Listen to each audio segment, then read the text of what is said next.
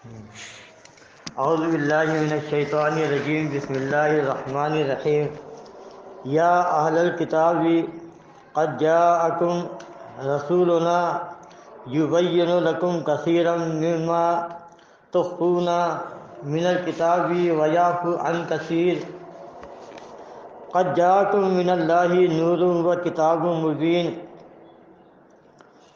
یہدی بہ اللہ من اتبع رضوانہ سبل السلام ویخرجہم من الظلمات الی النور بإذنہ ویہدیہم الی صراط مستقیم لقد کفر الذین قالوا ان اللہ هو المسیح ابن مریم قل فمن یملک من اللہ شیئا ان اراد ان یہلک المسیح ابن مریم وامہ ومن فی الارض جميعا وللہ ملک السماوات والارض وما بینہما یخلق ما یشاء واللہ علی کل شیء قدیر۔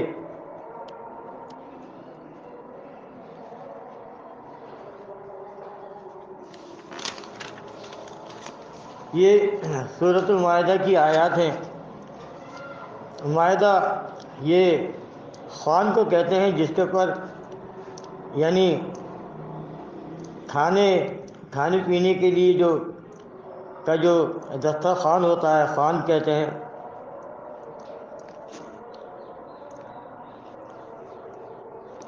اور اس آیت میں اللہ تبارک و تعالیٰ اہل کتاب سے خطاب مخاطب ہے۔ اہل کتاب کی تعریف یہ ہے کہ جو آسمانی کتاب پر ایمان رکھتے ہیں اور انبیاء پہ ایمان رکھتے ہیں۔ جیسے یہودی ہے تورات زبور انجیل کو مانتے ہیں، تورات اور زبور کو مانتے ہیں، اسی طرح سے عیسائی ہیں جو تورات زبور انجیل کو مانتے ہیں۔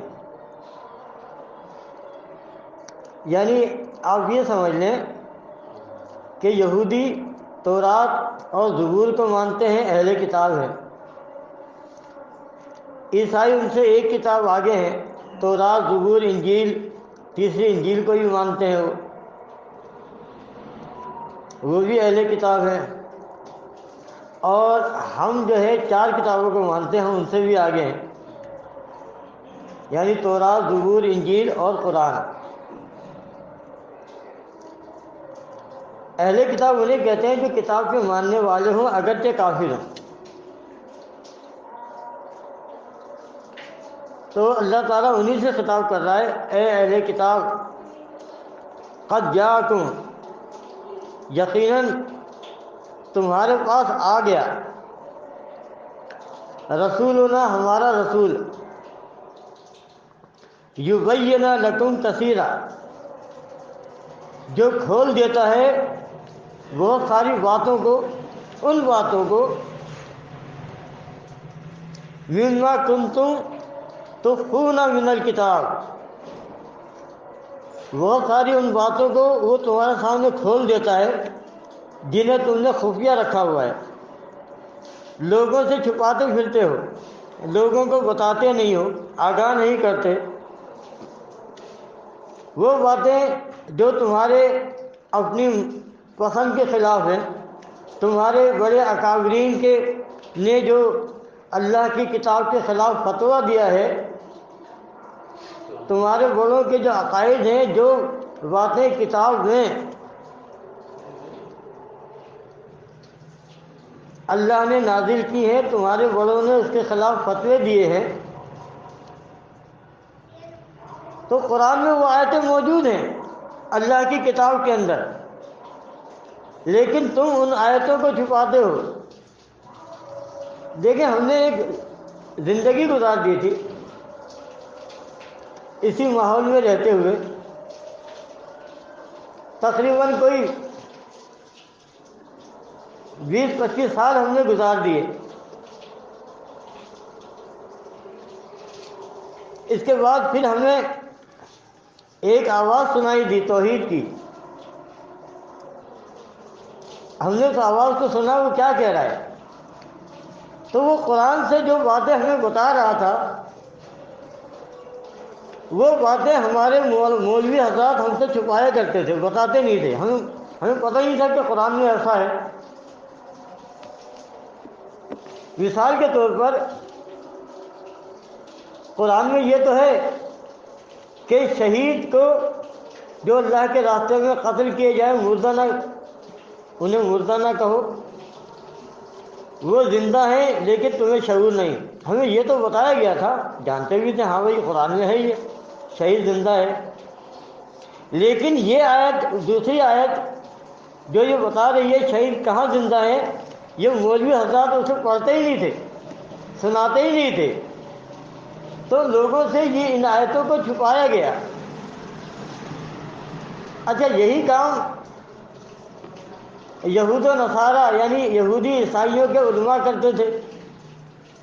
اللہ تعالیٰ انہیں کو خطاب کر کے کہہ رہا ہے اے کتاب والو، کیونکہ جب یہ قرآن نازل ہوا تو اس وقت تو کوئی قرآن مخالف کلمہ پڑھنے والا تھا نہیں، بھائی صحابہ کرام میں تو کوئی مخالف نہیں تھا نا، تو اللہ تعالیٰ یہود و نصارہ کی مثالیں دے دے کر ان کو سمجھاتا تھا۔ تو خطاب کیا گیا یہود کو، نصارہ کو، کہ تمہارے پاس ہمارے رسول آئے ہیں، یبین لکم کثیرا، بہت ساری باتیں جنہیں تم چھپائے بیٹھے ہو، اللہ کے احکامات کو، اس کی ربوبیت، اس کی الوہیت کے جو دلائل اللہ نے اس کی وحدانیت کے نازل کیے ہیں، تم ان کو چھپا کے بیٹھے ہو۔ کیوں چھپایا ہے تم نے؟ کہ اگر یہ لوگوں کے سامنے آ گئے تو پھر تو ہمارے بڑے اکابرین مارے جائیں گے اور لوگ بھی ہمیں لعنت ملامت کریں گے۔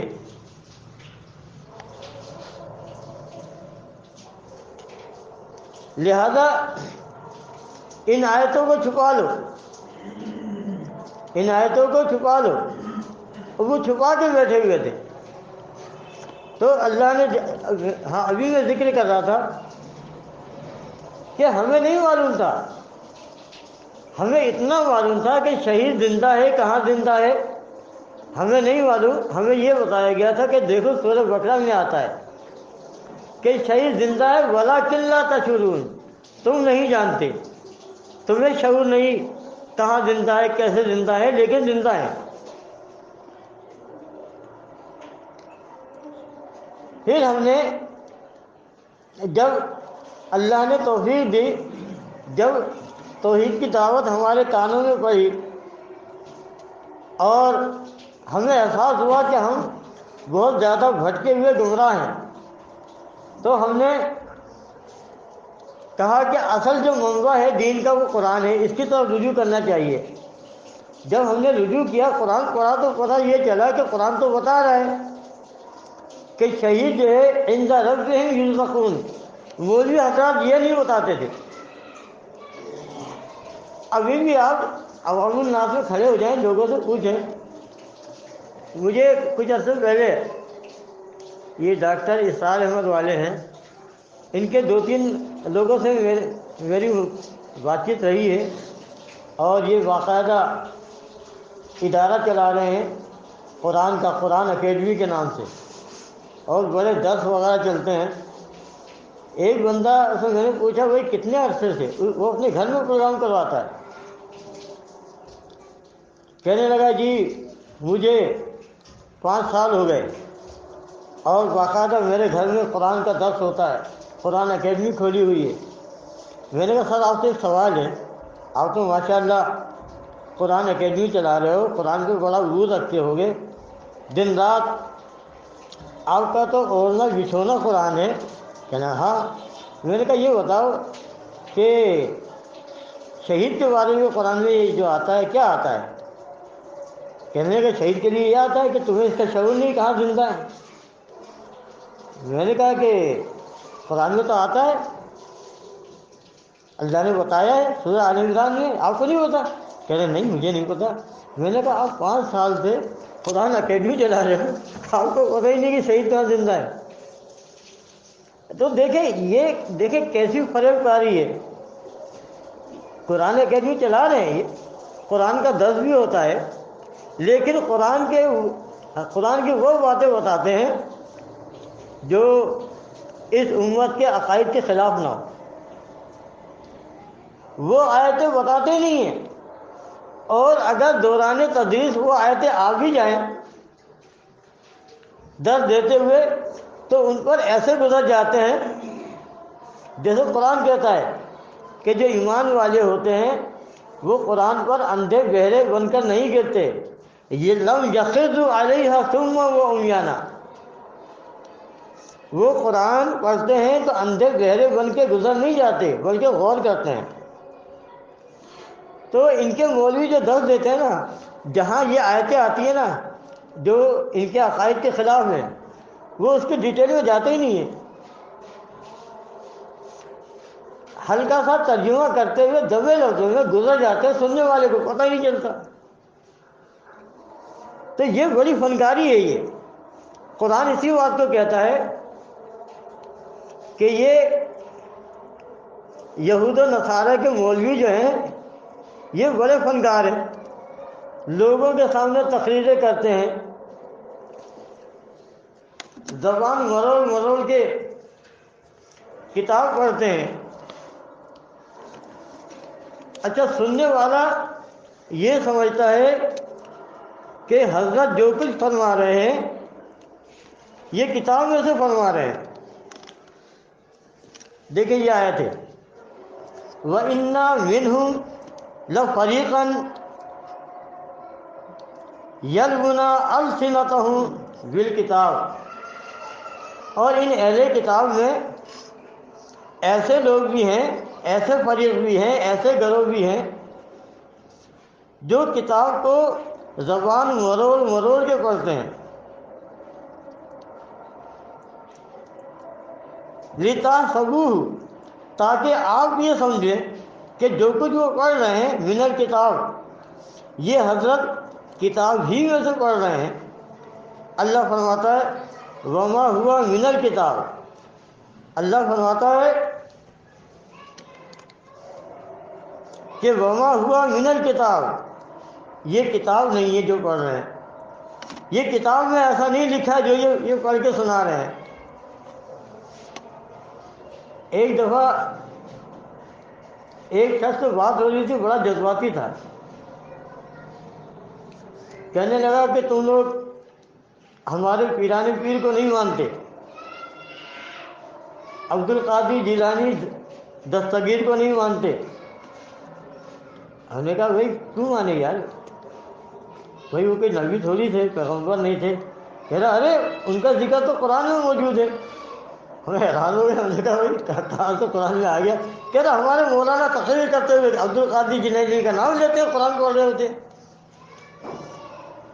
تو دیکھیں یہ ایسی بات ہے, مولوی تقریر کرتا ہے جہاں یہ آیت ہوتی ہے, آیتیں آتی ہیں وَلَا تَشْتَرُوا بِآيَاتِي ثَمَنًا قَلِيلًا, اس کو اس انداز میں بیان کرتا ہے کہ سامنے والے کے پلے بھی پڑتا, اس میں کہا کیا ہے, زبان مروڑ مروڑ کے. آپ دیکھیں عام آدمی کی کیا سمجھ میں آئے گا, اہل حدیثوں کا یہ جو صلاح الدین یوسف ہے جس نے سعودیہ سے شائع ہونے والے قرآن کا ترجمہ کیا ہے مولانا جوناگڑھی نے, اور صلاح الدین یوسف نے تفسیر لکھی ہے.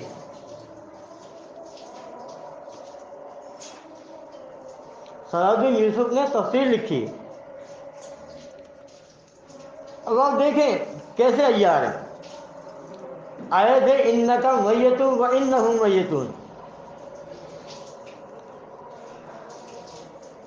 اب اس کا ترجمہ کیا ہے کہ اے نبی تم بھی ایک دن میت ہو جاؤ گے, یہ سب ایک دن میت ہونے والے ہیں. اب اس کے اوپر وہ حاشیہ دے رہا ہے, حاشیہ دے کے کہہ رہا ہے کہ دیکھو قرآن سے ثابت ہے, اللہ نے اپنی کتاب میں نبی کی موت کا اعلان کر دیا. اللہ کے نبی کو یقیناً موت آ گئی ہے۔ پھر آپ دیکھیں چالاکی دیکھیں، کہتا ہے بخاری میں بھی آتا ہے ابو بکر رضی اللہ عنہ نے خطبہ دیا اور نبی کی موت کا تحقق فرمایا، یعنی ابو بکر نے اعلان کیا کہ اللہ کے نبی کو موت آ چکی ہے۔ یہ ساری لکھنے کے بعد اب وہ کہتا ہے کہ دیکھو، جو لوگ یہ کہتے ہیں کہ اللہ کے نبی کو قبر میں دنیاوی زندگی حاصل ہے، وہ غلطی پر ہے۔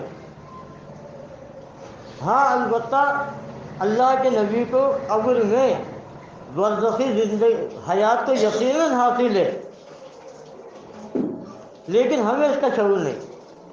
اب آپ دیکھیں وہ کیسے زبان مروڑ رہا ہے، ایسا گھما رہا ہے، اور سننے والے بیچارے سادے لوگ، انہیں کیا پتا یہ کہاں گھما رہا ہے، یہ کون سا گیئر لگا رہا ہے ٹھیک ہے، یہ کون سا گیئر لگا رہا ہے، کون سی ٹیکنیک اس نے اختیار کی، سننے والے کو پتہ ہی نہیں چلا۔ تو اللہ تبارک و تعالیٰ اس آیت میں اسی طرح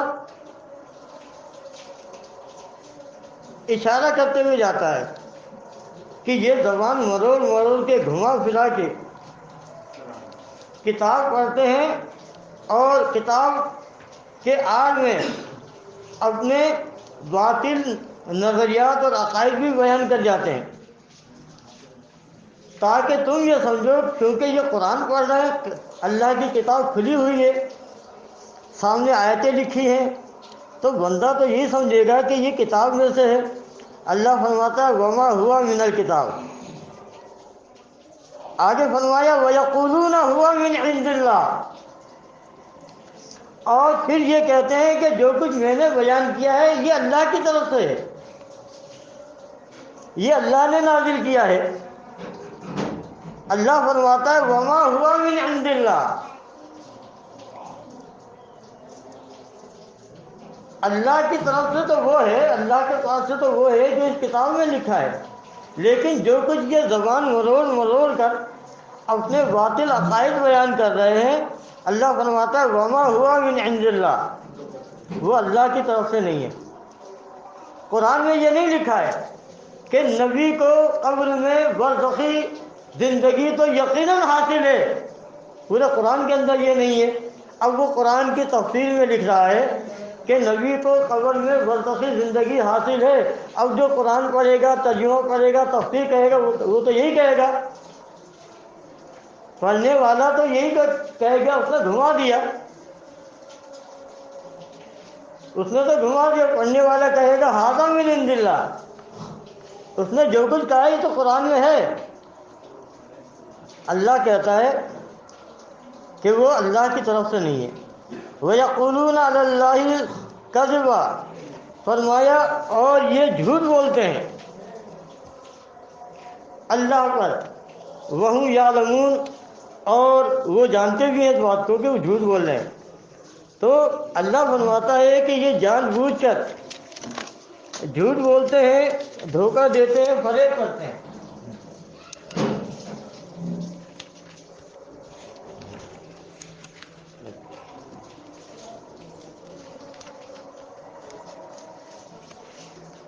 پھر اللہ تعالیٰ دوسرے گروپ کا ذکر کرتا ہے،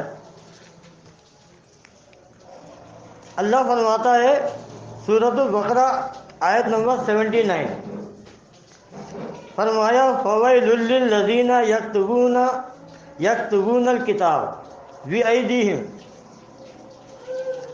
بس افسوس ہے ان لوگوں پر جو کتاب لکھتے ہیں بِأَيْدِيهِمْ، اپنے ہاتھوں سے، ثُمَّ يَقُولُونَ، اور پھر کہہ دیتے ہیں ھذا من عند اللہ، کہ میں نے کتاب میں جو کچھ لکھا ہے یہ اللہ کی طرف سے، یہ اللہ کے پاس سے آیا ہے۔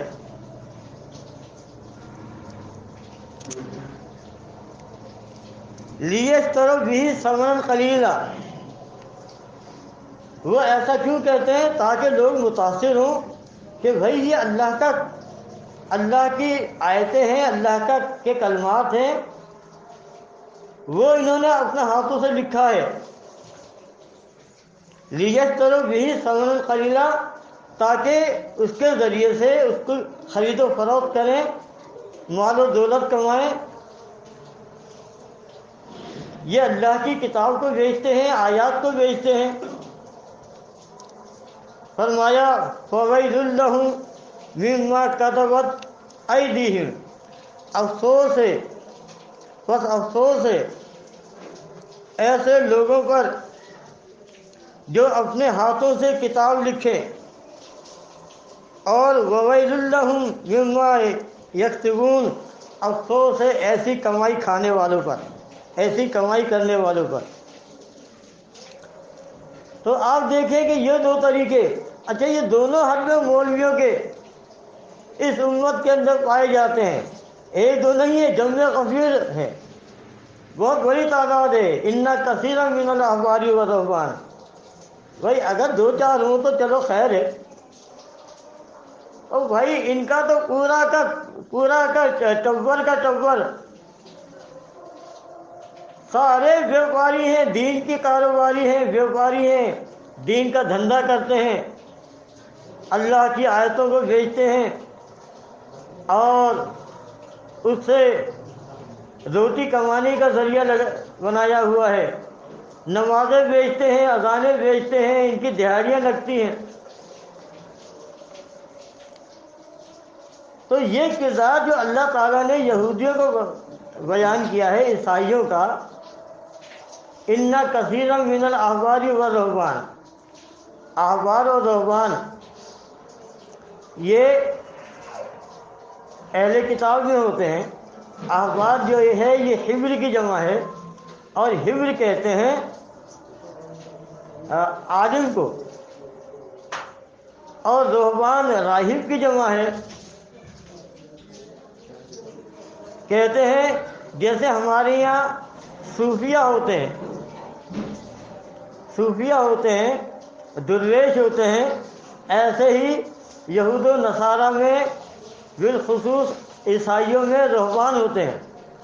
اللہ تعالیٰ دونوں کو متعارف کرواتا ہے کہ اے ایمان والو، بلا شبہ احبار و رہبان کی کثرت ہے، بڑی تعداد ہے، لیأکلون اموال الناس بالباطل ویصدون عن سبیل اللہ، کہ یہ لوگوں کا مال کھاتے ہیں باطل طریقے سے اور اللہ کے راستے سے روک دیتے ہیں۔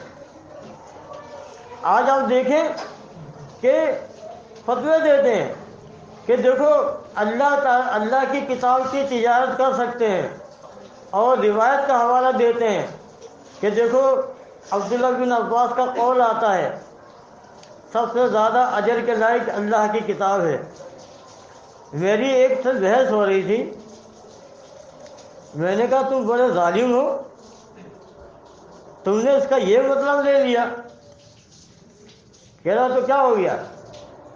میں نے کہا اچھا تو پھر اس کا مطلب یہ ہے کہ اگر قرآن فروشی اگر اچھا کام ہے، جائز کام ہے، تو پھر تو اگر یہ جائز ہوتا تو پھر تو یہ ریڑوں اور ٹھیلوں کے اوپر بکنا ہوتا۔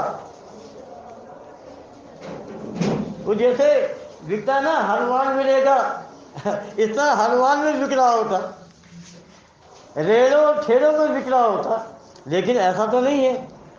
اگر قرآن فروشی نیکی کا کام ہوتا تو سب سے زیادہ صحابہ کرام دین فروش، ایمان فروش، کتاب فروش، نماز فروش ہوتے۔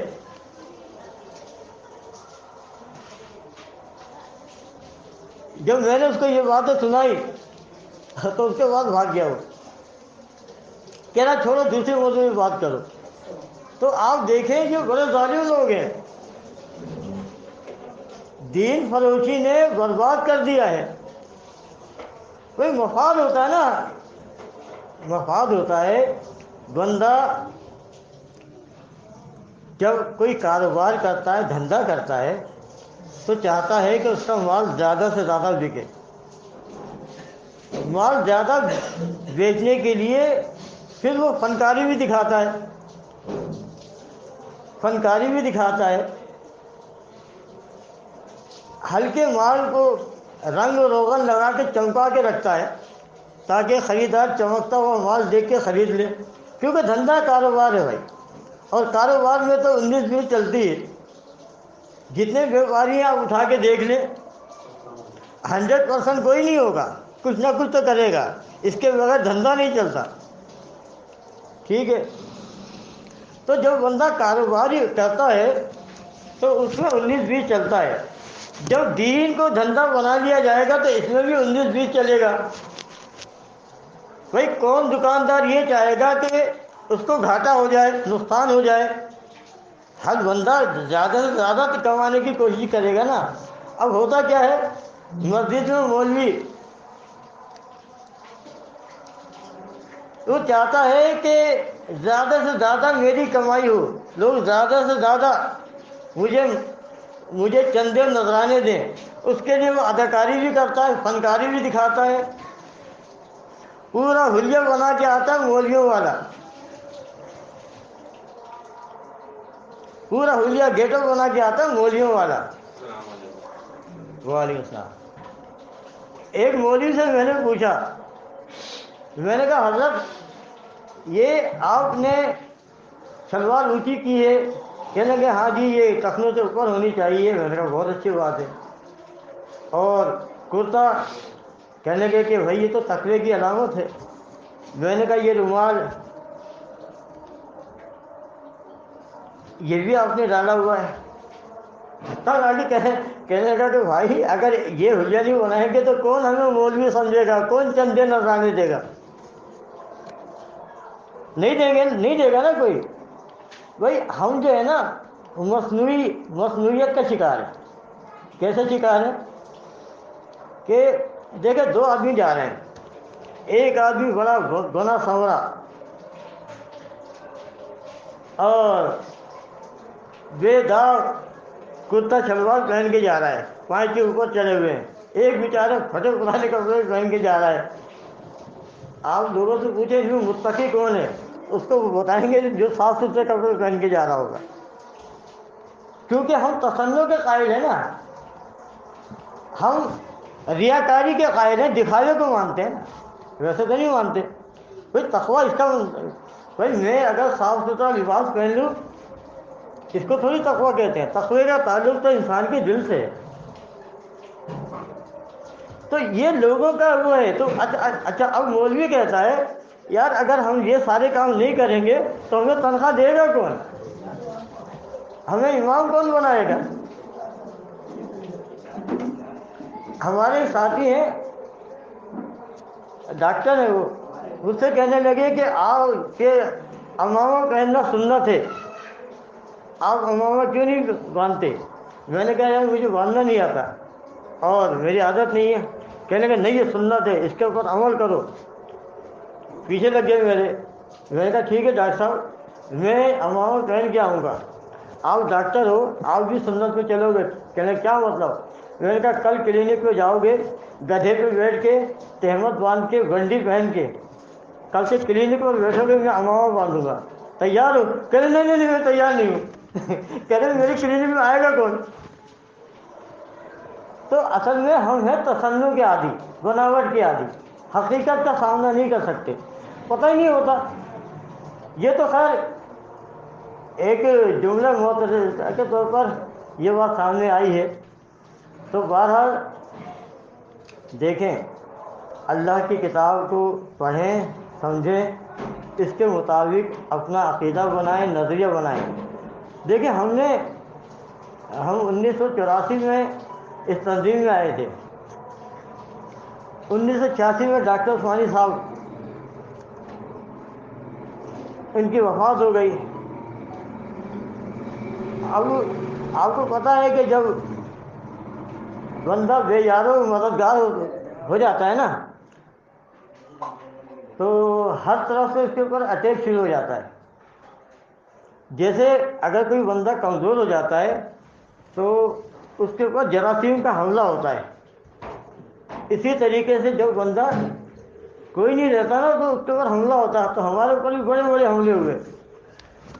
تو ہم نے صرف ایک چیز سیکھی، وہ یہ ہے کہ کوئی بھی آ جائے ہم نے قرآن سے پیچھے نہیں ہٹنا ہے۔ ہمیں اللہ کی کتاب سے پیچھے ہٹنا نہیں ہے، اس کے اوپر جمے رہنا ہے۔ اگر ہم اللہ کی کتاب پر جمے رہیں گے نا تو کوئی ہمارا کچھ نہیں بگاڑ سکتا۔ دیکھیں اس لیے کہ قرآن تو تبدیل ہوگا نہیں، قرآن اپنی جگہ موجود ہے، اس کو تو کوئی مٹا نہیں سکتا، تو آپ کا کوئی کچھ نہیں بگاڑ سکتا۔ لیکن اگر آپ قرآن سے پیچھے ہٹ گئے، آپ اس سے ہٹ گئے، تو پھر اس کے بعد تو پھر آپ کو بچانے روکنے والا کوئی نہیں ہوگا۔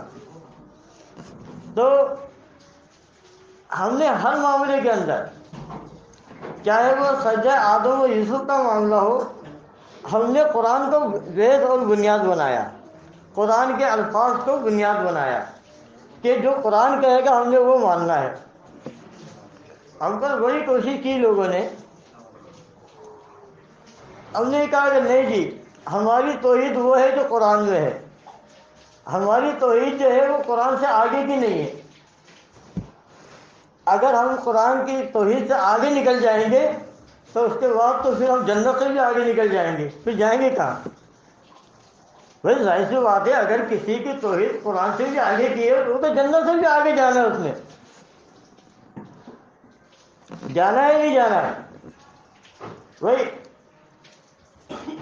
ابھی آج کل تو اصل میں یہی ہو رہا ہے نا، یا تو بندہ قرآن سے بہت دور ہے یا پھر قرآن کو بھی بائی پاس کر کے آگے نکل جاتا ہے۔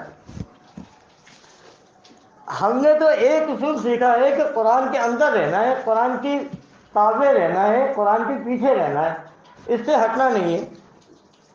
تو اس چیز نے ہمیں اب تک کتاب اللہ پر قائم رکھا ہوا ہے کہ ہمارا کوئی عقیدہ نظریہ، دیکھیں بھول چوک الگ ہے معاملات میں، مسائل کے اندر، ہمارا کوئی بھی عقیدہ یا نظریہ قرآن کے خلاف نہیں ہے۔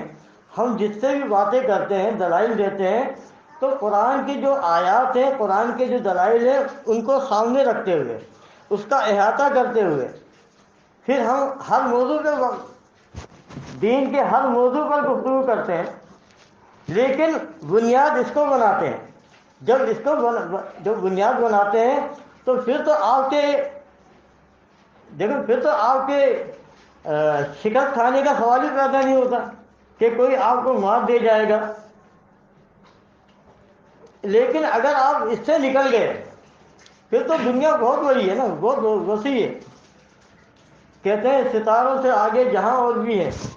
جو بندہ قرآن سے نکل گیا تو پھر اس کے بعد نان اسٹاپ ہوتا ہے، وہ کوئی راستہ نہیں ہے۔ قرآن ہمیں محدود کرتا ہے۔ اللہ تعالیٰ کہتا ہے اتبعوا ما انزل الیکم من ربکم ولا تتبعوا من دونہ اولیاء، کہ پیروی کرو جو اللہ نے نازل کیا ہے، اس کے علاوہ اور اولیاء کی پیروی نہ کرو، قلیلا ما تذکرون، تم بہت کم غور کرتے ہو۔